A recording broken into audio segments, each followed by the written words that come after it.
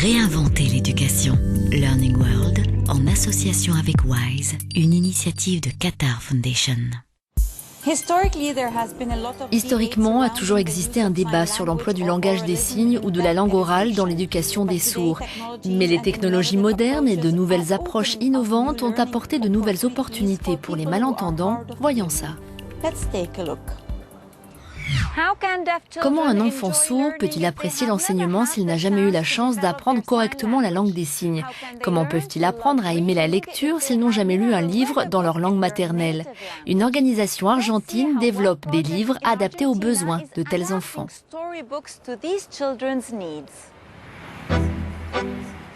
En Argentine, près de 80% de la communauté des sourds est illettrée. Considérés comme des handicapés, les malentendants sont exclus de la société. La langue des signes n'est pas reconnue et les écoles utilisent des techniques orales avec des élèves qui ne peuvent pas entendre, provoquant un fort taux d'échec scolaire pour ces enfants. Face à ce constat, l'organisation civile Canales a mis sur pied un projet pour promouvoir la lecture chez les enfants sourds, une vidéothèque en ligne de contes et d'histoires lus par des sourds en langue des signes argentine. Comme près de 90% des sourds argentins, la petite Azul est née sourde dans une famille entendante. Au travers des lectures d'Azul, nous pouvons nous aussi apprendre la langue des signes. L'école publique Osvaldo Magnasco pour sourds et malentendants a été la première à adopter cette approche bilingue proposée par les livres vidéo. Nous avons commencé à examiner et discuter de nouvelles approches pédagogiques qui reconnaissent les enfants sourds comme ayant leur propre langue et la capacité dans ce cas-là d'apprendre l'espagnol comme seconde langue et accéder à un contenu pédagogique, une culture dans leur langue, c'est-à-dire la langue des signes.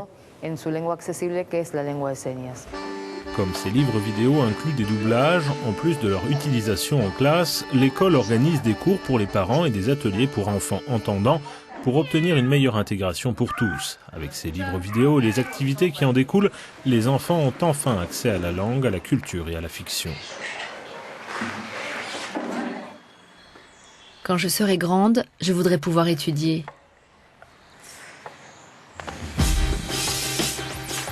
Ces livres vidéo sont créés par des malentendants et des entendants sous la houlette d'une spécialiste, Silvana Weinberg.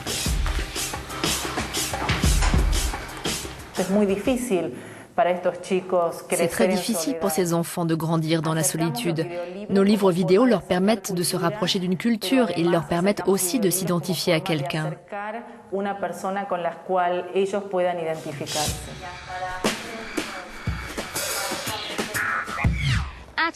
Lors d'une conférence en 1880, des éducateurs américains ont banni l'utilisation de la langue des signes en classe. Une règle qu'il a alors fallu appliquer et cela a eu un sérieux impact sur la communauté malentendante. Quelle est la situation aujourd'hui? Dans ce reportage, cet enseignant sourd explique comment il tente de combler le fossé entre les entendants et les sourds et malentendants.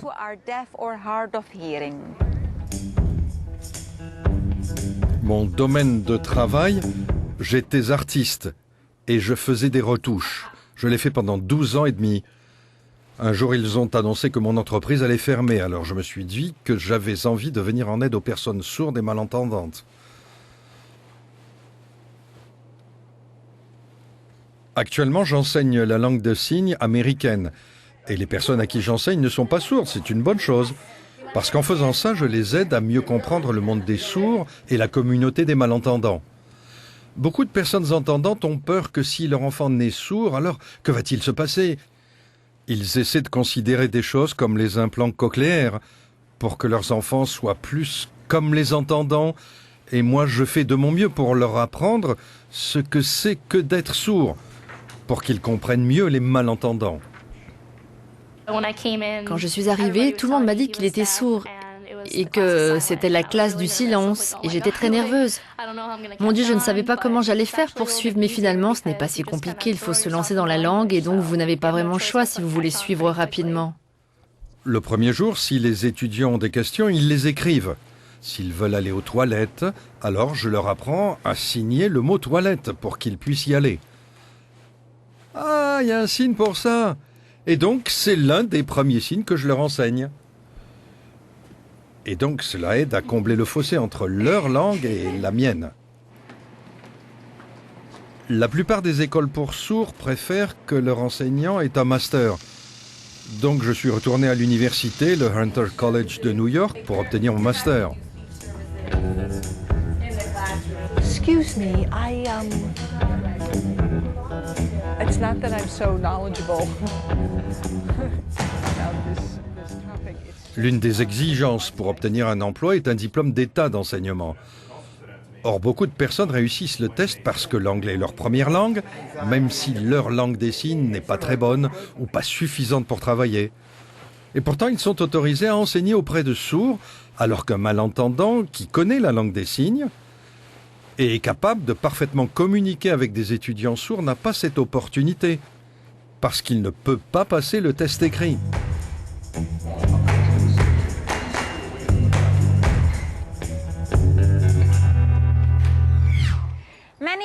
Beaucoup se demandent comment Beethoven a pu continuer à composer alors qu'il perdait son audition. Et si vous étiez capable de ressentir le son d'un violoncelle ou les vibrations d'une flûte? Ressentir le son de timbales ou les vibrations d'un violoncelle avec tout votre corps. Tel est le but de l'opération Feel the Music, mise au point par l'orchestre de chambre Gustave Mahler. Les musiciens visitent les enfants sourds et malentendants dans les écoles. Puis dans un deuxième temps, l'orchestre les invite à venir les voir. Pour cette édition, 3 écoles de Zurich et des environs de Lucerne participent à ce projet qui est une véritable expérience, autant pour les enfants que pour les musiciens.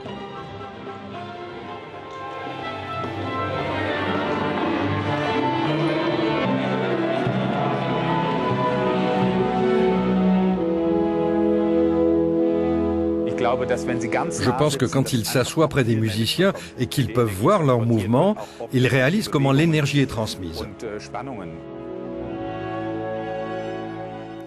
C'est tellement agréable quand ils sont là, quand on voit ce qu'ils ressentent et on peut sentir qu'ils attendent avec impatience le moment où la musique devient plus forte, plus impulsive. Les enfants expérimentent le son des instruments. Ils les touchent, s'assoient sous le piano, ils conduisent même les musiciens et les applaudissent, et réciproquement.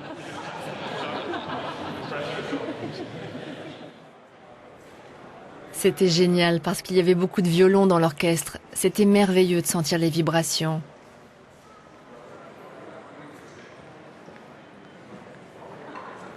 En touchant l'instrument, j'ai pu ressentir le son à travers ma main, mon bras, tout mon corps. Mais tous les autres instruments ont transmis des vibrations dans mon corps.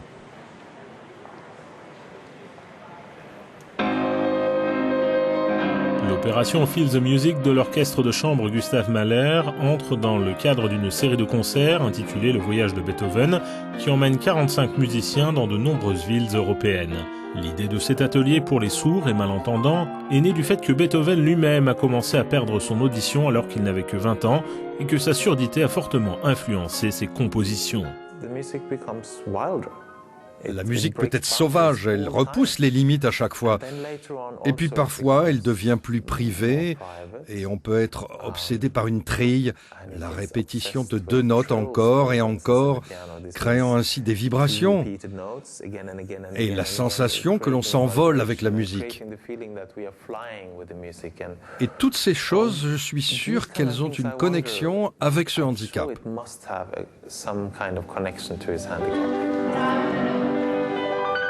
Depuis mai 2012, des ateliers ont été organisés dans 8 pays européens. Près de 150 enfants y ont participé. Après avoir expérimenté l'orchestre, les enfants sont invités à dessiner leurs impressions.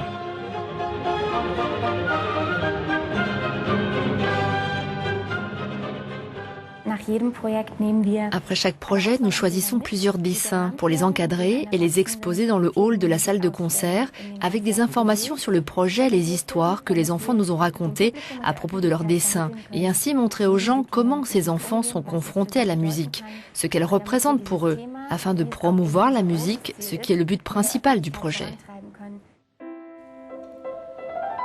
Ce soir-là, l'orchestre de chambre Gustave Mahler joue la première et la 5e symphonie de Beethoven dans le cadre du Festival de Lucerne. Cette fois-ci, les enfants sont assis avec le reste du public et à la fin, chacun applaudit à sa manière.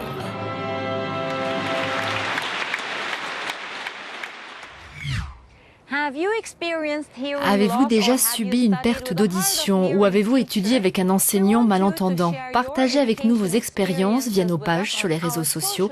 Nous sommes impatients de vous lire. À bientôt. Learning World, en association avec WISE, une initiative de Qatar Foundation.